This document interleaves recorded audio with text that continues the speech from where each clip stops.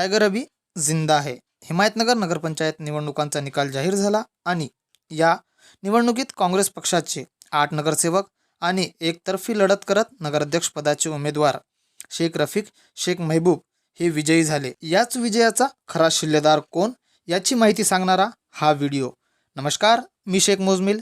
Himayatnagar Daryapur news चॅनलमध्ये आपल्या सगळ्यांचं स्वागत. हिमायतनगर नगरपंचायत निवडणूक माजी आमदार माधवराव पाटील जवळगावकर यांच्या नेतृत्वाखाली लढवण्यात येत होती.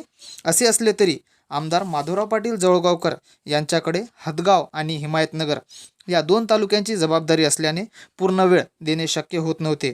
याचेच कारण म्हणून हिमायतनगर शहराचे निवडणूक जबाबदारी स्वतःवर घेत या निवडणुकीची रणनीती आखत व योग्य ते नियोजन लावत हिमायतनगर शहराच्या राजकारणामध्ये 10 वर्षानंतर कमबॅक करत व आपल्या कार्याचा लोहा मानवत आपल्या सुदबुद्धीचा वापर करत संपूर्ण महाराष्ट्रामध्ये भारतीय जनता पार्टीचे लाट असताना सुद्धा, याचबरोबर अनेक पक्ष या लढतीत असतानाही हिमायतनगर नगरपंचायतीवर काँग्रेस पक्षाचा झेंडा पुन्हा एकदा फडकविण्यात मोलाची भागीदारी देणारे व सर्व नगरसेवकांपैकी जास्तीत जास्त मतदान घेऊन 753 मताधिक्याने स्वतःचा विजय निश्चित करणारे माजी सरपंच व माजी जिल्हा परिषद सदस्य, एकेकाळी पूर्ण पॅनल एक हाती विजयी करणारे समद खान हाजी जलाल खान यांचा वार्ड क्रमांक 16 मधून विजय होत राजकारणात पुन्हा एकदा कमबॅक झाल्याने हिमायतनगर शहरात समद खान यांच्या नावाची टायगर अभी जिंदा आहे अशी ही चर्चा सुरू आहे.